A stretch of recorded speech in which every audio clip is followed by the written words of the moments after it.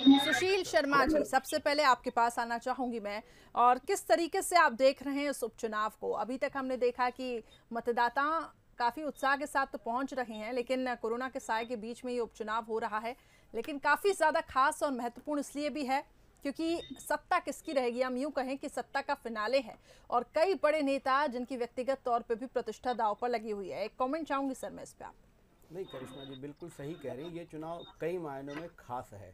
भले ही ये उपचुनाव है, लेकिन ये आम चुनाव से कम नहीं है। बिल्कुल। बल्कि आम चुनाव जैसा ही आपने पूरे चुनाव प्रचार के दौरान भी माहौल देखा, मतदाताओं की अभी जो आप देख रहे हैं जिस तरीके का परसेंटेज अभी कुछ जगहों पर है, उससे लग रहा है कि कोरोना के काल में भी जो है मतदाता अपने मताधिकार का प्रयोग अवश्य करेगा। ऐसा संभावना भी, इसकी दो वजह हैं। पहली वजह तो है कि ये उपचुनाव आम चुनाव की तरह है, इसलिए राजनीतिक दल पूरी ताकत लगाएंगे कि ज़्यादा से ज़्यादा मतदाता उनके पक्ष में मतदान करने पहुँचें। तो वो कोशिश। दूसरा क्या है कि 12 तो मंत्री मैदान में हैं, उनको तो सीधे मंत्री चुना जाना है। अगर वो चुन लिए जाते हैं तो वो मंत्री बने रहेंगे, तो वो भी अपनी पूरी ताकत लगा रहे हैं। इसलिए आप ये मान के चलिए कि कोरोना काल के बावजूद चुनाव आयोग ने बहुत सावधानियां बरती हैं, व्यवस्थाएं भी की हैं।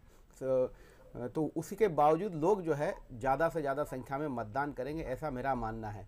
जहाँ तक आप मुद्दों की बात करें, देखिए सामान्यतः किसी भी चुनाव में विकास एक बड़ा मुद्दा होता है।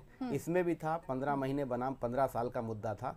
लेकिन इस मुद्दे के अलावा जो टर्निंग पॉइंट है, या आप जो वोट स्विच करेगा, वो स्विच करेगा सिंधिया की प्रतिष्ठा को लेकर, सिंधिया के साथ हुए अन्याय या न्याय को लेकर, कमलनाथ के कसूर और बेकसूरवार होने को लेकर। ये जो इससे जो वोट प्रभावित होगा, भले बहुत कम संख्या में हो, लेकिन ये वोट जो प्रभावित होगा, ये परिणाम भी तय करेगा। जी, लेकिन सुशील जी, मैं आपको इंटरप्ट करना चाहूंगी।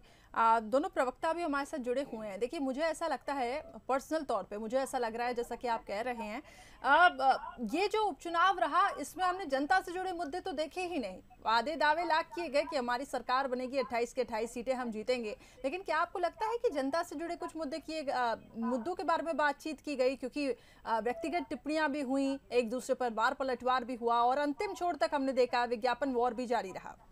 नहीं करिश्मा जी, देखिए ये असमय चुनाव हो रहा है। इस चुनाव की आवश्यकता नहीं थी। तो जब आप चुनाव मैदान में उतर रहे हैं, तो जनता स्वाभाविक है आपसे प्रश्न जरूर करेगी कि इस चुनाव की आवश्यकता क्यों हुई।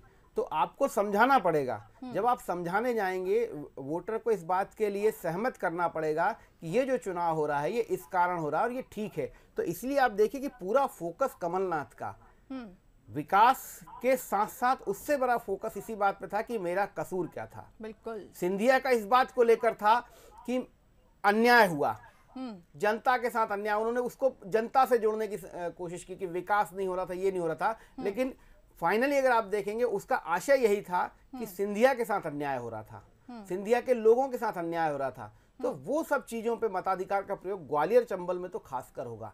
तो इस पूरे चुनाव कैंपेन के अंत को भी आप देख लीजिए, दोनों ही दलों ने पूरी कोशिश ग्वालियर चंबल में की।